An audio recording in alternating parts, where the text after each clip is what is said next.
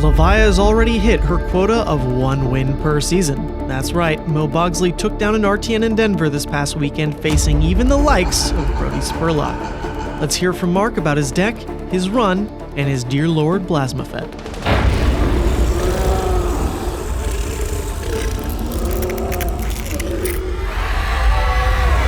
Greetings, my Graveling Growls, and welcome to a banger video, because we have the one and only Mark Johnson, that's right, you are on this side, himself, who finally broke through and earned Levia her only living legend points on this first weekend of RTNs, which is just, it's a long time coming, isn't it? How you doing, my friend? I'm great. It's a pleasure to be here. Pleasure to play Levia. Always a blast.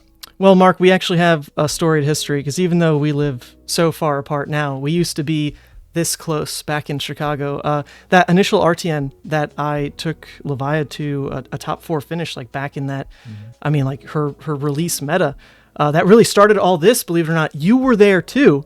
Granted, you were playing Chain, and you did make the finals. You got second place of the RTN. So the Levia bros all started together, because John Smith was out there too, our Hexagore Stan, the judge himself. We've gone through so many ups and downs together.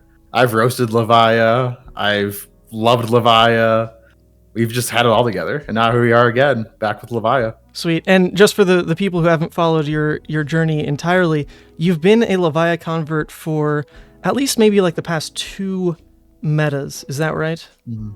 Yeah, once the new Demi hero came Right. out, I kind of just went all in, tried my best to break her, but kept on losing my winning in, so...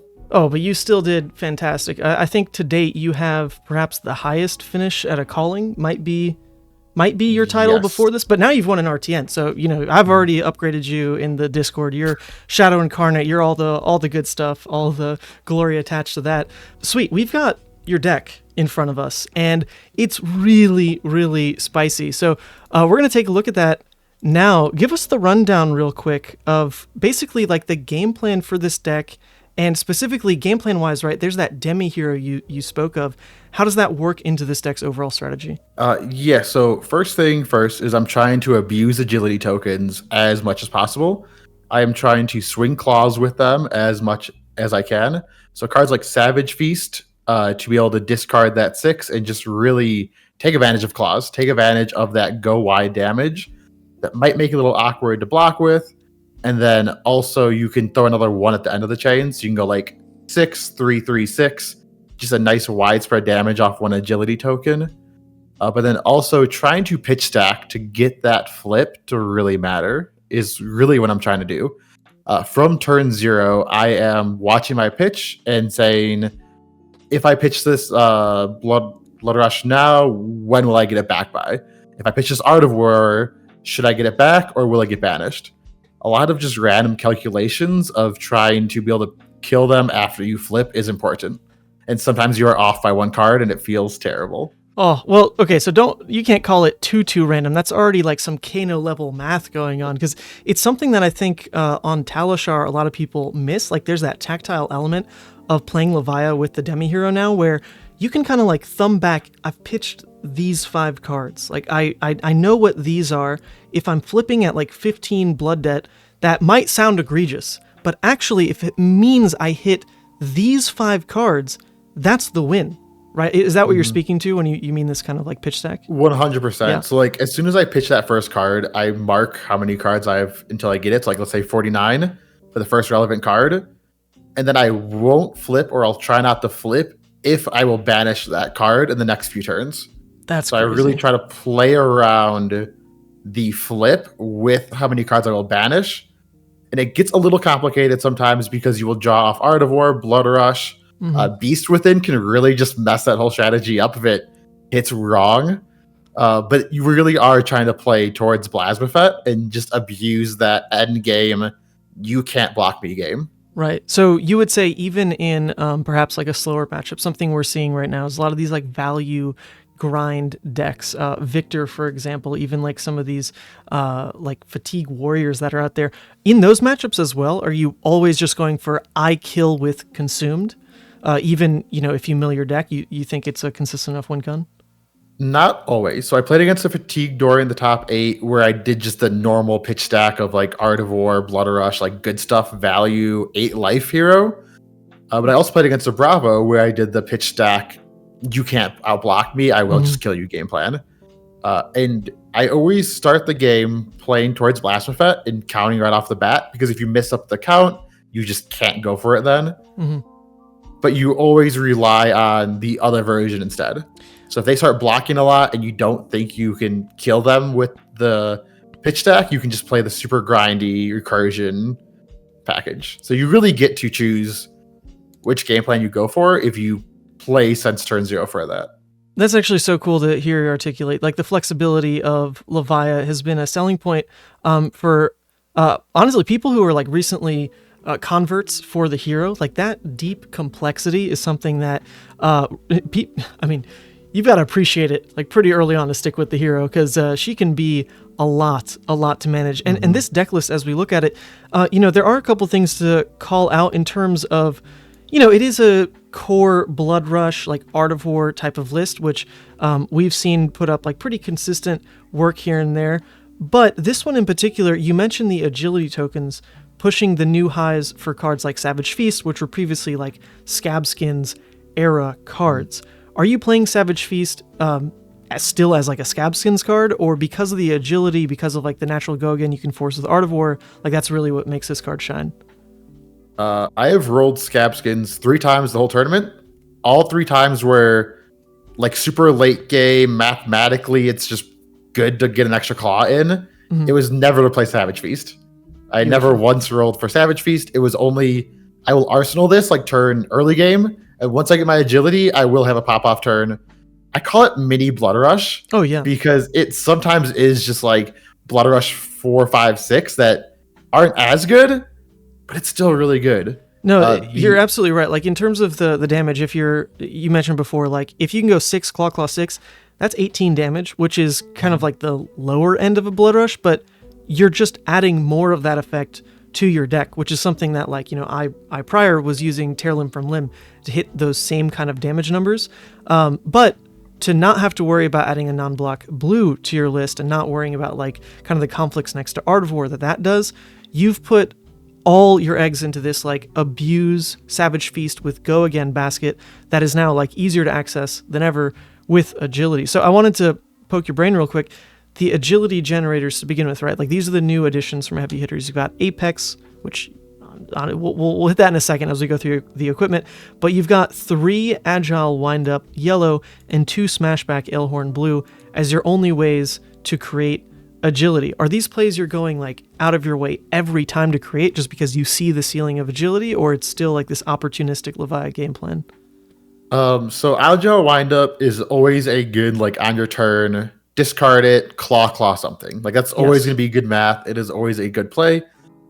Whereas the other one, what is it called? Oh, come on, Smashback. Learn Yes. your Levia cards. There's a new extended art promo this sucker. Is there? That's awesome. Yeah, next armory kit. Max rarity to the moon. I'm excited. With Smashback, that is a more of a gambit for my opponent, because I can play that and let's just say throw a random number, right? They see agility, they see might, and they will take that 6 or 7 I'm throwing at them to try to throw a big number, and then we're both going down together. And as we all know, if they go down with us, it's better for Levia. Oh yeah. So I kind of call that a trap card. I don't love it because you have the risk of drawing and this and that. But if they're just going to take 6 to send 6, which they do a lot of times, deal. I will play this card every time as just almost a trap, where when it's good, it's great, but most of the time it's just kind of average.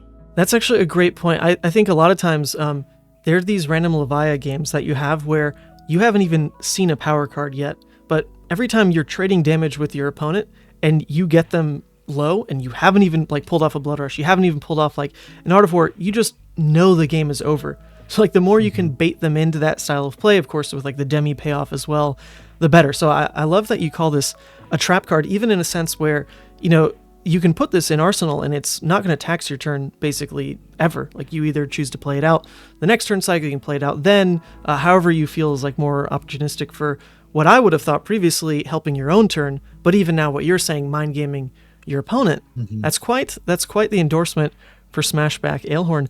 How did you feel overall about like editing this list for heavy hitters? What kind of considerations did you make for the meta I guess you can take this moment to speak to Crown of Providence, for example, versus like what you were comfortable with in Levia. Yeah, so I took my 11th place calling / like 11th place 20k deck. I don't basically the same exact list in both those events. And I just said, what are the new cards and what do they replace? And then what gets better? Mm-hmm. So I've always been big on Crown of Providence. I think that card is just nuts. Mm-hmm. But I also am someone that wants to be greedy with my arsenal. Yes. So I will arsenal a bad card to either one, bait out a CNC, because if that card's in there for 2-3 turns, they will CNC you. Or two, just crown it away in the later point. So I think Crown is just a get out of jail free card that the other helmet that intimidates isn't always great. There's some matchups where Flesh Bag just doesn't do much, if anything at all. So I will say Crown is my number 1 headpiece, whereas Flesh Bag is number 2. I know a lot of Levia players just love their Flesh Bag, but I'm a big Crown. We also have so much sideboard space I don't even know what to do with, that I can afford the extra equipment. I can just, it's free almost. Mm-hmm. Well, yeah, so before we get to the sideboard, a little bit, I think there's a little bit more to talk about still on kind of this main board in terms like where you found space to add these new cards. Like I've seen you've trimmed down to 2 Beast Within, 2 Mark the Beast, and yet you're pretty like centric to discard still, with Savage Feast being part of your game plan. Are these kinds of cuts something that was just like strictly space saving? You swap for agile, or is it something more like informing that choice? A little bit of both. So I went down on 1 yellow Dread Screamer because I just kind of assumed the agility tokens would kind of cover that. Mm-hmm. The go again, you kind of just trade 1 for 1. Going down on 1 of the Beast Within, that card can just kill you sometimes, and it never feels great. Like the highs are high, but the lows are low. So cutting 1 variance card just felt right to me. Mm-hmm. I just really, it's just kind of like a feels kind of thing, honestly. Sure. Mark of the Beast, I honestly hate that card. I want to cut it from my list altogether, but it is just a good card. It's a get out of jail free card as well, so you really can't afford to cut it.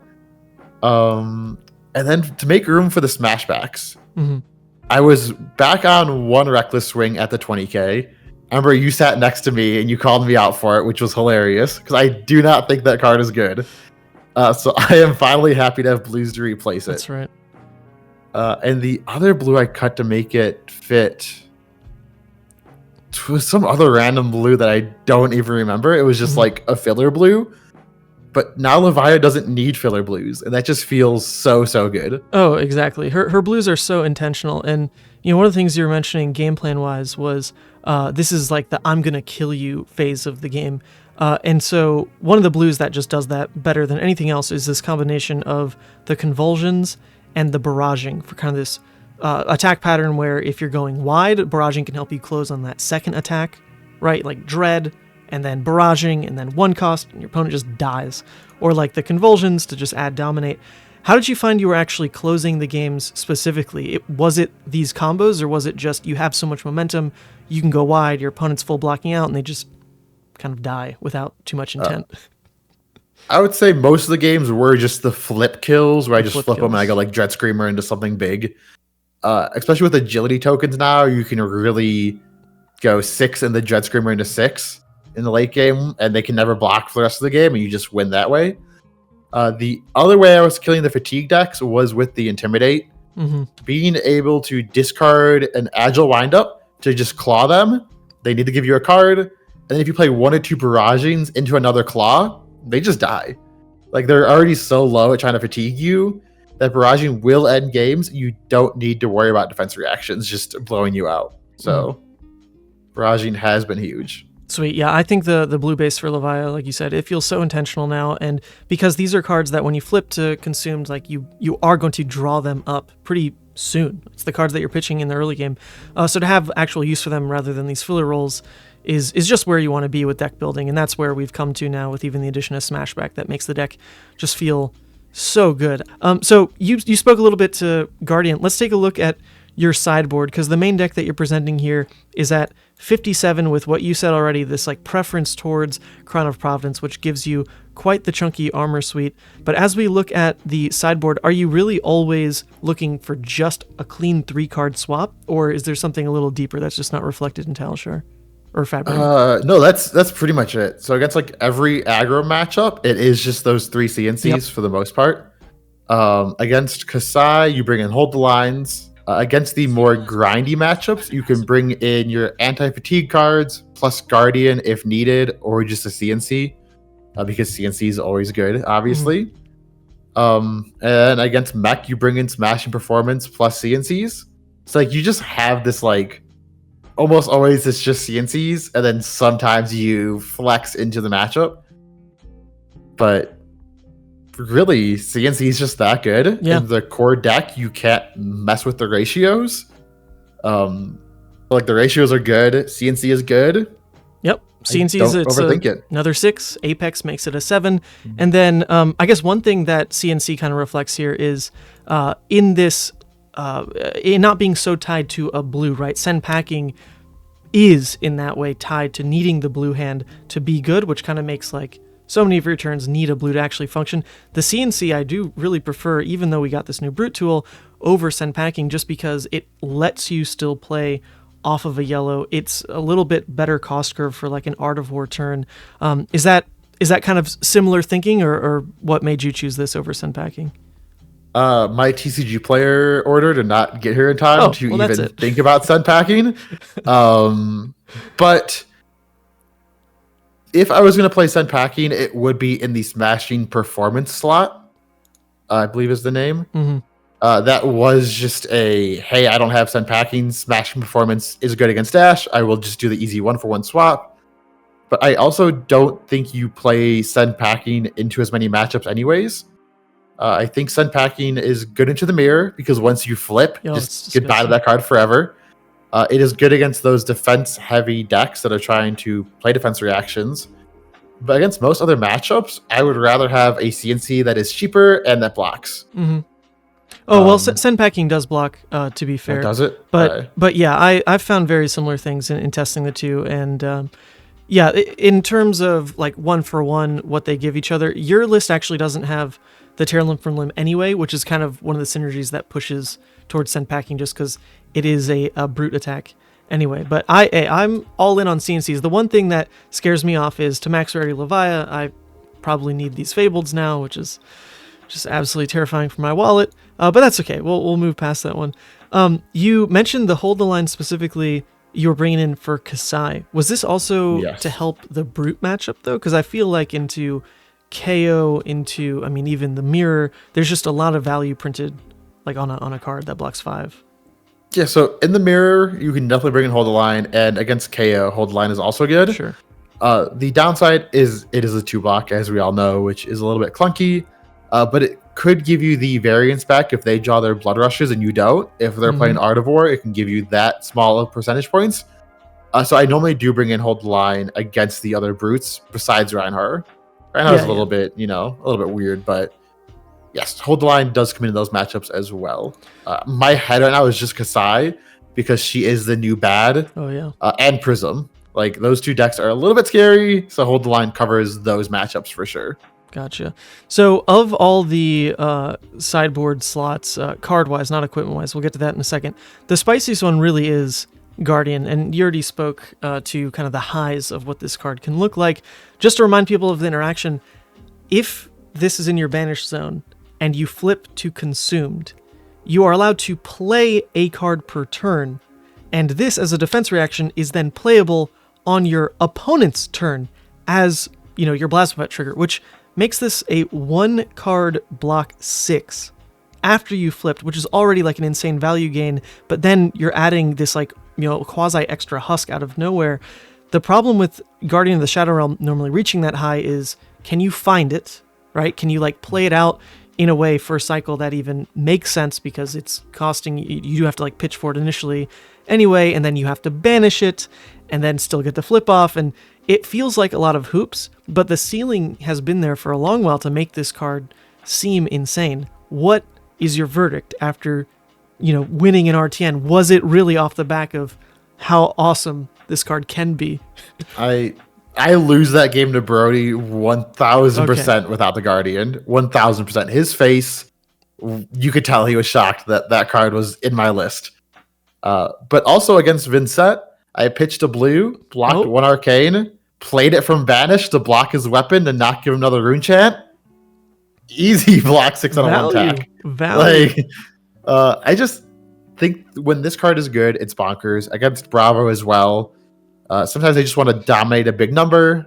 If this is in your arsenal, it's like a second Husk, right? Mhm. Like, it can just get you those breakpoints. It can get you that small percentage edge points that I believe we need in the matchups we need it in. Azalea can be bad. It can be really bad. And a card that can just turn off their dominate for a turn is worth it. Right. So game plan wise, you've got it as a one of. So if it comes up, it's just very, it's opportunistic. You're not searching for it with like Shadow of Blasphemfet. Is that something you'd ever consider with kind of the power of this card? Do you need to be able to tutor it? Do you want to run more copies? Or if you find the one and it lines up, that's already just very low opportunity cost for one slot in your deck. Basically that. It gets too clunky in multiples. If you ever draw 2, you're like miserable. Yeah. You really just want to arsenal it early and then play it on a dominate attack and then hopefully have time to banish it because those matchups can be slower. Mm-hmm. But just an arsenal defensive reaction is what I'm looking for. I was playing Fate for Scenes or Sinks before, but those are just even more clunky, where this is just, I think, better value. Right. Yeah, there's actually something to be said as well for the times I've tried to jam this card. Sometimes you're actually going out of your way to discard it to Savage Feast. Like, I just want it in the graveyard to banish it later at the end of the day. Like, if I'm taking a bad line to just get me there, it's good enough. So that's really cool to see you endorse that card and have it perform as well. I think one thing that might have unlocked the reason this card feels so good right now, regardless of meta, but we're adding in these yellow 2 blocks that, you want to look for the opportunities to just use the ability on Agile Windup, go for these claw plays, but your hands don't always line up that way, and they don't always want a yellow pitch to begin with. So you now have flexibility of this card being even more modal of, well, it could be used for its ability, it could be used for like an aggressive yellow pitch, or I'm just going to ship this and like have a flexible card pay for another flexible card, and we'll just go on about our day. Which, whether you did that or not, that's all of a sudden the things going on in my head, and I would love to try this perhaps on stream one day. But there we go. The equipment then, you already touched on Crown of Providence, and that's not the only spice, truth be told, in what you're rocking for equipment here. I think the main thing to highlight first is your like Kano loadout is a little bit hefted more towards like pitching into AB. You've got AB3 with still this grasp as like a effective spell void too. Is that you're a Kano player, so can you speak to us a little bit about why this game plan is potentially more effective than the AB1 and spell void 2 loadout? Yeah, so most Kano players are going to play calculated, right? If you're ever holding a single card and you're at 25 plus, they're going to assume it's a blue. They have to respect the blues.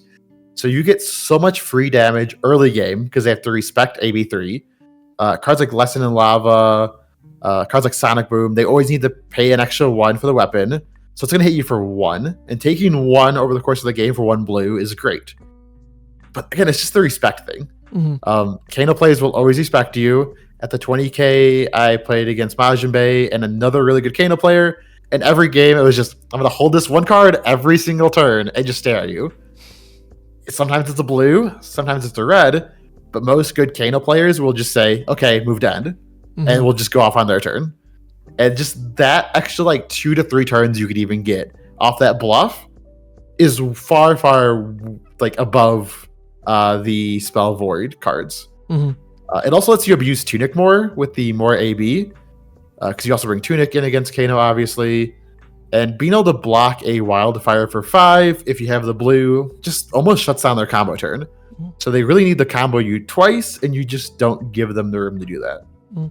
So what else are you bringing in the Tunic for, actually? I missed that in the initial review of your list, but this is something I was normally bringing in for like a full fatigue package for Dash. But beyond that, sure, it does line up against Kano. I was running it for that as well. But in this list in particular, is this just Kano or one other thing?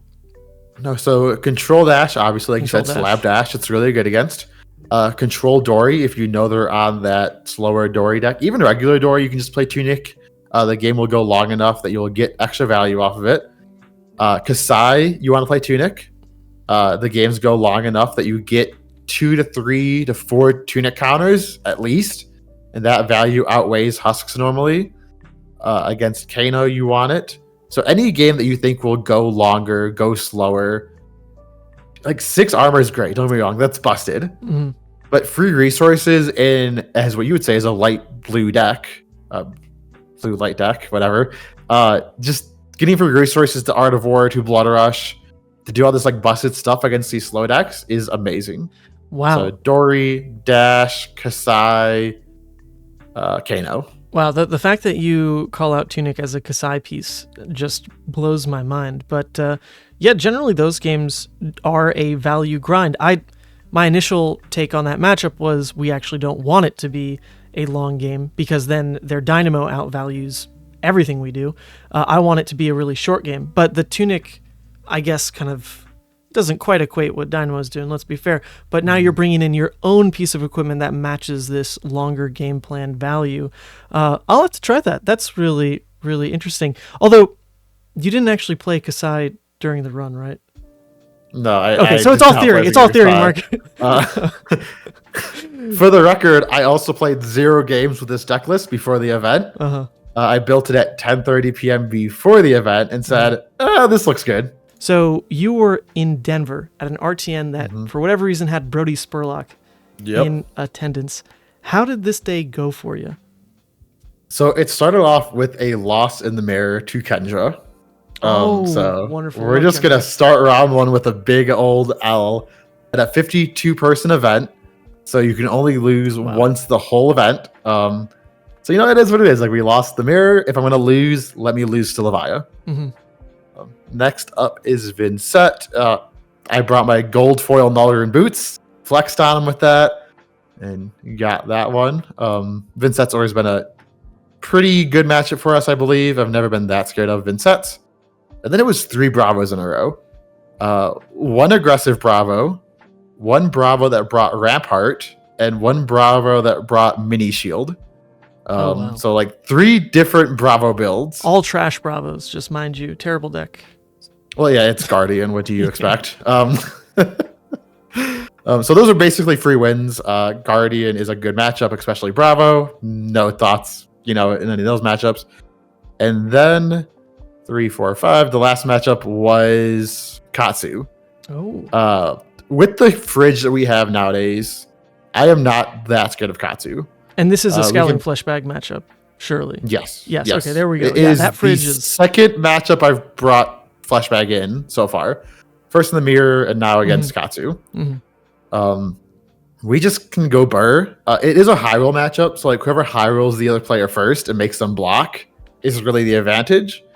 But we have so much armor block that we get a block for free twice, where they actually have to take life or cards from their hand.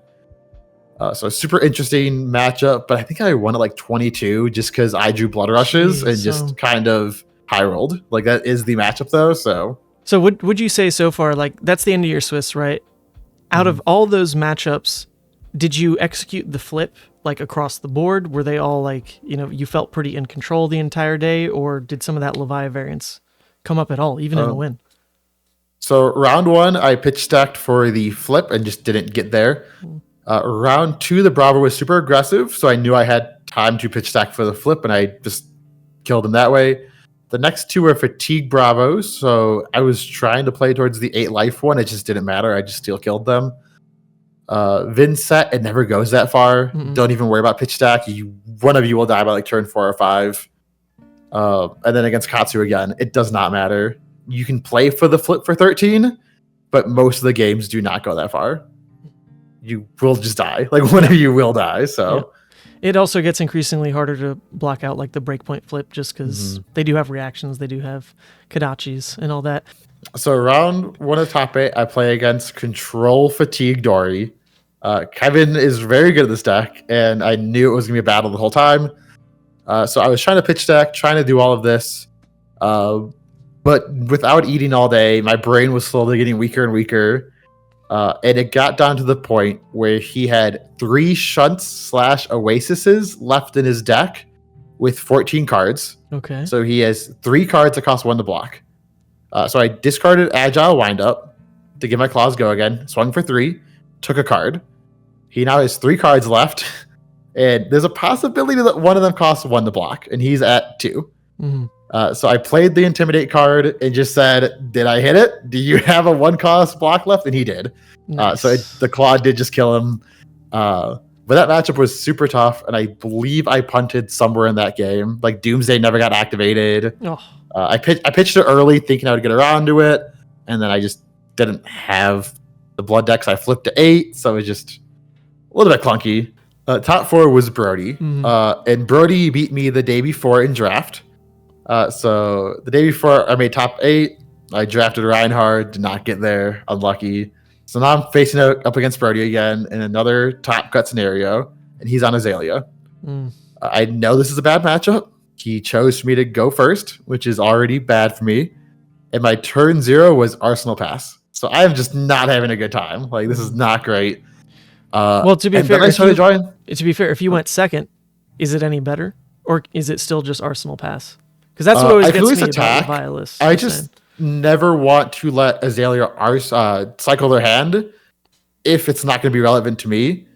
This was just going to be a Mark of the Beast, which does nothing for that me. On turn 0 is and terrible. Let's Brody cycle, which I don't want to let do. But then the Blood Rushes started to come. And I mean, they started turn after turn after turn, and it got to the point where he was super low. I was at 11, and this was when the defense reaction huge play came in. He swung for, I think it was 9, and I was like, I'll block 6, and he gave it +2 more with the Rain Razors, and I was like, cycle my hand, defense reaction, and just basically had a time walk because I could just Endless Maw for 11 with my 2 Might tokens, and it was just game over at that point. So it really just drew the right half of my deck, but that is brute sometimes. So hey, but you got the flip off. That's legitimately that can be a hard part in that game because of the dominate. So don't sell yourself too short. Come on. I was at 14 and had to layer my Levia flip before the Blood Rot, so I had to do a little bit of layering there. But well, cool. So that is finals, which I don't think was a first for this season yet. I'm pretty sure another 2 people in the league maybe reported second places, but as we know in the freaking video title, you did win. So how did this, I mean, were people watching? What was the vibe as a Levia makes it to the final table? It was me and Cody and the 2 judges. Oh, that's it. Everybody else went home. So it was just me and Cody. I would have been there. And this was maybe one of the most casual finals. We were making jokes, the judges, me and Cody, we're just having a good time, right? Me and Cody play tested at the 20K at the Airbnb, Jomai into Levia. We've helped each other with a matchup. We've talked about it. So we kind of knew what is going to happen. We both believe that I am favored in the matchup as well. He actually said that he was glad to see me in the finals and not round 1. So I felt good about the matchup. He took a lot of damage early to set up a board state because he had the tomes in his hand, so he kind of was forced into this play. And once I see a Dromai take damage early, I don't care about your dragons. Those ugly dragons can stay on the board. I'm going face. So I just kept on swinging, and it got there. So was this an Empress list? Because generally that's the kind that cannot pivot if they take damage early. Yes, it was the Empress list. Yep. Oh, okay, that is a good. I quite enjoy that matchup. Similar reasons. Once a early hand is forced, it's like that same feeling of, I just need 1 more power card. The game is that much shorter. Well, freaking well done. So you won a gold foil. Did you open it? Do you want me to open it? Open it right now. Oh, no way. Oh, heck yeah, Mark. It is in my bag. Heck yeah. If you want to do it, no pressure. Do it. Oh. Yo! Ooh, that's a good one. That is a good one. Almost Hexagore, if you think about it. Almost Hexagore. Well, geez. Playable too. Very playable, dude. Bolton is up there. But hey, Mark, what a way to end the video. I super appreciate that. You didn't have to do that, my friend, but we love to see it. Any last shout outs before we end the video. You have your own lovely channel where I'm pushing you behind the scenes. Put out some more Levia content. There can't only be the one. Yeah, shout out MinMax Games for the sponsorship. Shout out Team Ascent. Brian was behind the scenes with me working on this Levia list. So many good players to just jam games against to really perfect my Levia game plan. Without them, I would not be here. Without Mercy beating me on Lexi 100 times, without Chris beating me on Bravo 100 times, without them breaking me, I wouldn't be here. So thank you to them. And follow me on Twitter. I shitpost almost daily. Some pretty good shitposts. There we go. Funny story about Twitter. Against Brody, he went to 2 because he saw my tweets about Reckless being bad. And I went, damn. No, you were metagamed. But there we go, people. This is the only RTN winner. For this first weekend, mind you, I'm sure it will happen somewhere else across the globe. Levia is a good hero, right, Mark? It is very taxing on your brain to play. Okay. But you gotta look. People can win with her, right? She's not that esoteric. Yes. Other people can do this, right? You can win. You can pretend win. like she's Kano and just lose 100 times, and you will get good with her. There we go. Shining endorsement for our lovely purple queen there. But there we go, people. Thanks for tuning in, and we will see you in the next one.